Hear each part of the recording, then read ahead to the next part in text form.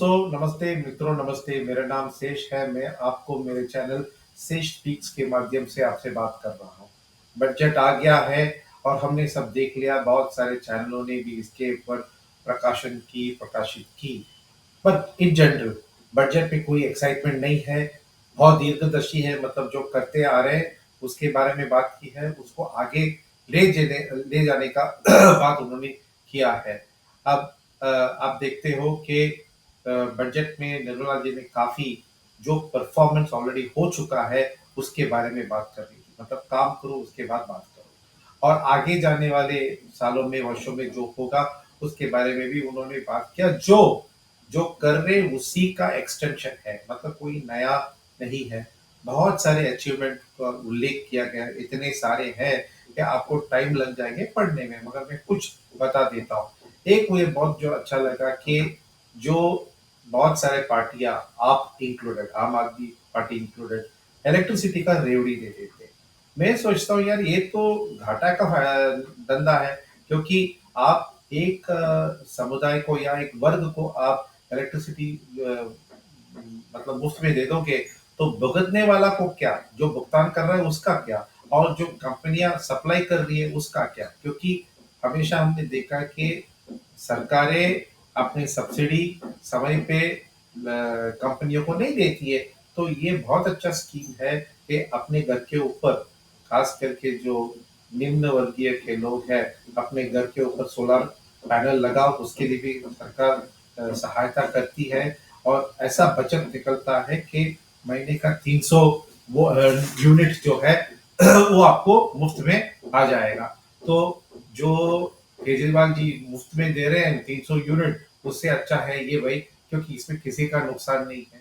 दूसरा मुझे बहुत अच्छा लगा मुद्रा लोन इतने, मतलब स्त्रियों को आत्मनिर्भर कर दिया है। मेरे ख्याल से 3-4 कोटि जो भी होगा वो। और फिर डायरेक्ट बेनिफिट ट्रांसफर, जो आज 32 करोड़ का डायरेक्ट बेनिफिट ट्रांसफर हो रहा है। और देखिए कि हमारे टोटल बजट है 45 से 48 लाख का एक्सपेंडिचर बजट है। उसमें अगर 32 लाख करोड़ मान लीजिए डीबीटी से होता है, तो मान लीजिए कितना इफेक्टिवनेस है इसमें, कितना प्रिसिशन है। मतलब जिसके पास पैसा पहुंचना है उसी के पास पैसा पहुंचेगा।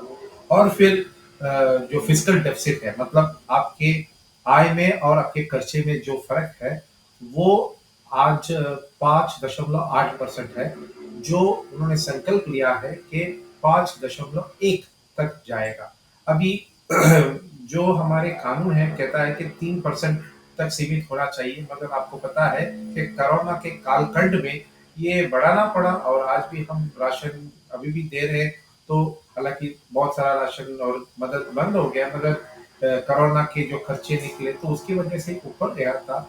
अब इसको धीरे धीरे करके नीचे लेके आ जाएगा।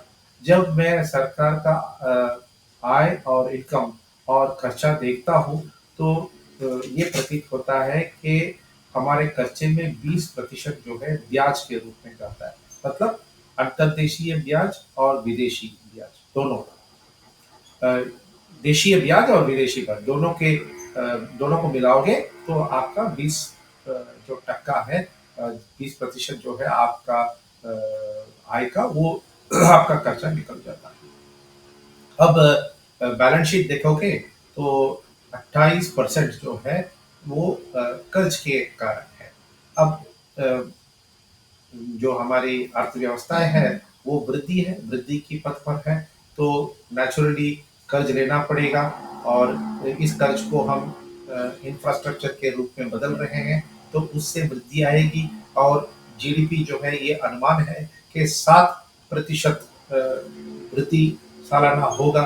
तो मेरे ख्याल से आमतौर पर जितना आपका वृद्धि होगा, अगर उतने के हिसाब से आप कर्ज लोगे तो उसमें कोई प्रॉब्लम है नहीं।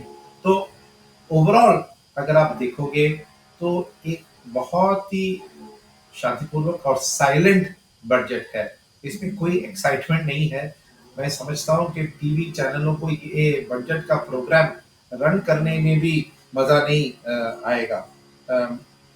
तो ये कुछ पॉइंट मैं आपके सामने लेके आया। मैं समझता हूँ कि ये छोटा-सा सारांश सारांश है। मैं समझता हूँ कि आप सब लोगों को अच्छा लगा होगा।